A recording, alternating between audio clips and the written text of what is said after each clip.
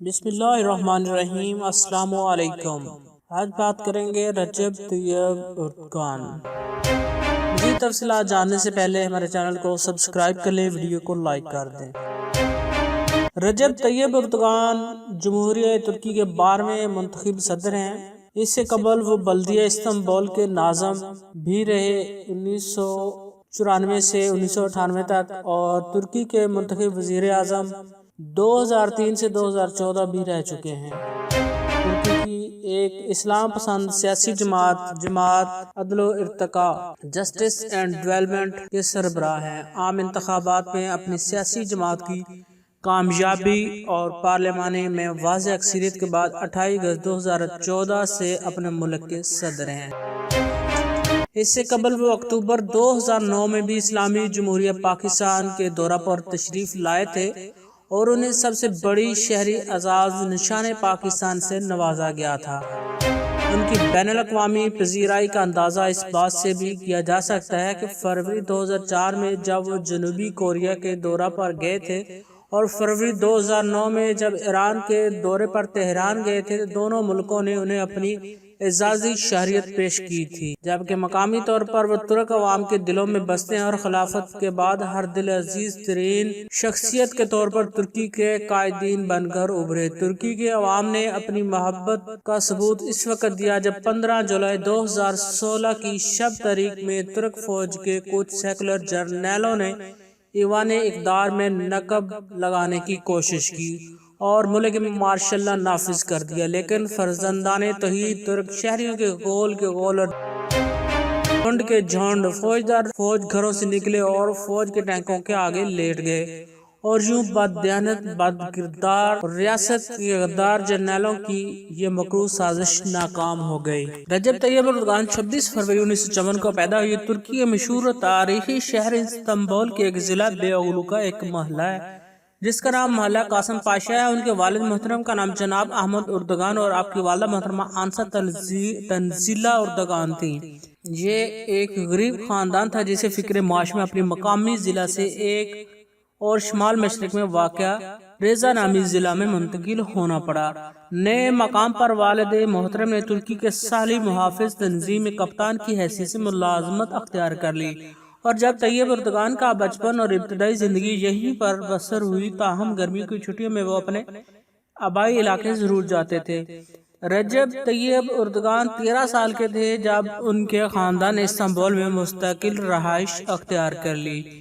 عملی زندگی کے دوران بھی رجب طیب اردگان کا قلبی تعلق اپنے آبائی علاقے سے رہا۔ وہ کثرت سے یہاں آتے جاتے رہے، یہاں تک کہ 2015 میں آپ نے اپنے آبائی گاؤں کے قریبی پہاڑی چوٹی پر بہت بڑی مسجد تعمیر کی۔ لڑک پن کے زمانے میں نوجوان رجب طیب اردگان کو 2.5 لیرہ کے حساب سے جیب خرچ ملتا تھا، جو $1 امریکی سے بھی کم کی رقم تھی۔ نوجوان رجب طیب اردگان اس وقت اس رقم سے پوسٹ کارڈز خریدتا تھا اور ان کو گلی میں معمولی منافع پر فروخت کرتا تھا۔ گرمی کے دنوں میں چوک پر رکی ہوئی گاڑیوں والوں کو ٹھنڈے پانی کی بوتلیں فروخت کرتا تھا، یا کبھی کبھی سفید کوٹ پہنے ڈبل روٹی سے بنی کھانے کی چیزیں بیچتا نظر آتا تھا اور اپنا خرچہ نکال لیتا اور والدین پر بوجھ نہ بنتا بلکہ ان کے ساتھ خانگی اخراجات میں معاشی و مالی تعاون بھی کرتا۔ آغاز شباب میں رجب طیب اردگان فٹ بال کے بہت اچھے کھلاڑی تھے اور مقامی سطح پر بہت معروف بھی تھے۔ وہ مقامی سے قومی سطح پر اس کھیل میں آگے جانا چاہتے تھے، لیکن باوجہ والد محترم نے منع کر دیا اور نوجوان نے باپ کے حکم پر سر تسلیم خم کیا، جس کے نتیجے میں آج شہرت کی بلندیاں ان کے قدموں پر نچھاور ہیں۔ مذہب کے ساتھ وابستگی بھی آپ کی شخصیت کا خاصہ رہی ہے، چنانچہ آپ بہاؤالدین نقش بندی بخاری کے سلسلہ نقش بندیہ میں بیعت تھے اور اس تصوفانہ تنظیم کی بیٹھکوں میں اصلاح باطن کے لیے باقاعدگی سے شریک ہوتے تھے۔ رجب طیب اردگان نے 1965 میں گریجویشن کی سند حاصل کر لی تھی۔ اس کے بعد انہوں نے مدرسہ امام حاطب میں داخلہ لیا، جہاں انہوں نے قرآن مجید، سیرت النبی صلی اللہ علیہ وسلم اور عربی زبان و ادب پر عبور حاصل کیا۔ ہم جماعتوں میں سب سے آگے ہونے کے باعث ہم جولی انہیں مولوی صاحب کہا کرتے تھے۔ انہوں نے ترکی کی ایک اسلامی مذہبی گروہ میں بھی شمولیت اختیار کی، جس کا مقصد نوجوانوں میں بڑھتی ہوئی مغربی تہذیب کا سد باب تھا۔ اس گروہ میں ان کا خطاب بے مثال ہوتا تھا اور ان کے خطاب کے دوران محفل میں مکمل سکوت طاری رہتا تھا۔ انہیں ایک مرتبہ خطابت کے دوران پر اثر اشعار کی ادائیگی پر انعام بھی ملا۔ مزید تعلیم کے لیے وہ مکتب ملی میں داخلہ لینا چاہتے تھے، جو ترکی کا مایہ ناز ادارہ ہے، جہاں سے فارغ التحصیل متعدد نوجوان ملک کی اعلیٰ ترین قیادت کا حصہ بنے، لیکن ادارے کچھ قوانین حائل تھے، جس کے باعث رجب طیب اردگان نے اس سطح سے ایک اور ادارے مدرسہ ادارہ ایوب سے سند فراغت حاصل کی۔ تعلیم کے آخری مراحل میں انہوں نے ایک مقامی جامعہ تنظیمات مالیہ بزنس ایڈمنسٹریشن کا درجہ کمال حاصل کیا۔ امینہ اردگان شریک حیات بن کر زندگی میں داخل ہوئی۔ یہ 4 فروری 1978 کی یادگار تاریخ تھی۔ یہ خاتون نسلاً عرب خاندان سے تعلق رکھتی تھی، اپنے والدین کی 5 بچوں میں سے سب سے چھوٹی تھی۔ اس خوش وقت جوڑے کے 4 بچے ہیں، احمد اور بلال 2 بیٹے اور اسراء اور سمیہ 2 بیٹیاں۔ رجب طیب اردگان نے 1976 میں قومی ترکی طلبہ اتحاد میں شمولیت اختیار کی، جو دراصل اس وقت اشتراکی فکر کے خلاف ایک تحریک تھی۔ اسی سال انہوں نے قومی سیاست جماعت MSP کی رکنیت بھی حاصل کر لی اور بعد میں جماعت کے شعبہ نوجوانہ کے نگران بھی مقرر ہو گئے۔ 1980 تک وہ اسی عہدے پر رہے۔ ملکی مارشل لاء کے باعث انہوں نے اگلے 3 سال سیاست کی بجائے فلاحی امور میں اپنی خدمات پیش کیے رکھی۔ 1983 میں وہ ترکی کی اسلامی جماعت میں باقاعدہ داخل ہو گئے۔ اپنی دینی مزاج کے باعث انہوں نے اسلامی جماعت میں بہت جلد بہت بڑا مقام حاصل کر لیا اور جماعت کے مرکزی قائدین میں ان کا شمار ہونے لگا۔ 1991 کے عام انتخابات میں وہ رکن پارلیمنٹ منتخب ہوئے لیکن بوجہ وہ اپنی نشست حاصل نہ کر سکے۔ 27 مارچ 1994 کے بلدیاتی انتخابات میں انہوں نے اس حد تک کامیابی حاصل کی کہ تقدیر خداوندی نے انہیں استنبول جیسے شہر کا ناظم میئر بنا دیا۔ ان سے قبل یہ بین الاقوامی اور تاریخی شہر گندگی کا ڈھیر، آلودگی کی آماجگاہ اور ٹریفک کے جام کا عالمی مظہر تھا۔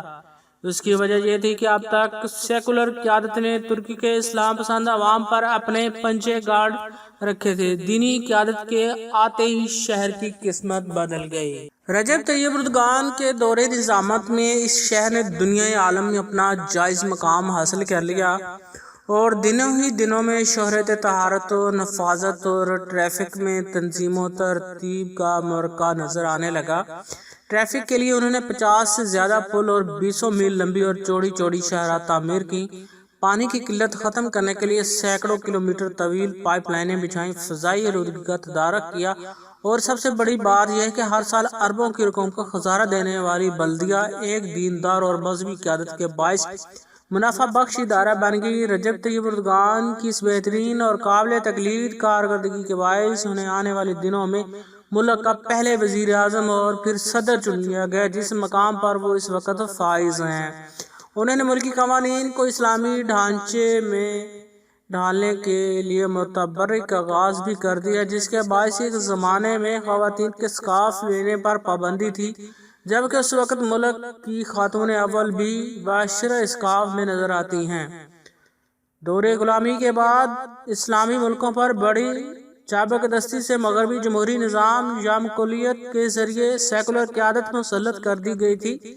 ترکی سازش کا بری طرح شکار ہوا اور کمال اتاتürک نے جہاں خلافت عثمانیہ کا اختتام کر کے امت کو سیاسی دینی قیادت سے محروم کیا، وہاں مملکت سے اسلامی شاعر کبھی کلکما کر کے سیکولرز کو تھوپنے کی بھونڈی کوشش کی۔ ترکی کے اسلام پسند عوام نے بڑی بیدار مغزی کے ساتھ سیکولر قیادت کو مسترد کر کے اسلام پسند قیادت کو پسند کیا۔ ترکی کا نمونہ باقی اسلامی ملکوں کے عوام کے لیے مثال کی حیثیت رکھتا ہے۔ کم و بیش تمام مسلمان ممالک میں سیکولر قیادت نے بدعنوانی اور دہشت گردی کی اندھیر مچا رکھی ہے۔ طاغوت کے یہ نمائندے امت مسلمہ کے وسائل سے اپنی مغربی آقاؤں کا دوزخ بھرتے ہیں۔ ان آقاؤں کے آشیرواد کے لیے مسلمانوں کی نسلوں کو انگریزی نظام تعلیم سے آلودہ کر رہے ہیں اور انہیں غلامی کی تربیت دے کر مسلمانوں کے بہترین اذہان کو برآمد کر دیتے ہیں تاکہ دشمن ممالک ترقی کریں اور باقی ماندہ عوام ان سیکولر حکمرانوں کے زیر نگیں رہیں۔ ترکی کی موجودہ اسلام پسند قیادت سے امت کی بجائے توقع ہے کہ صدر سالہ معاہدے کی مدت ختم ہوتے ہی خلافت اسلامیہ کی تجدید عمل میں لائی جائے گی تاکہ امت مسلمہ کو اور کل عالم انسانیت کو اس ظالمانہ سیکولر احتسالی سرمایہ دار نظام سے نجات دلا کر خطبہ حجۃ الوداع کی چھاؤں تلے آسودہ راحت کر دیا جائے انشاءاللہ تعالی۔ دوستو اگر مزید اس طرح کی ویڈیوز دیکھنا چاہتے ہیں تو ہمارے چینل کو سبسکرائب کر لیں اور ویڈیو کو لائک کر دیں۔ Thanks for watching. اللہ حافظ۔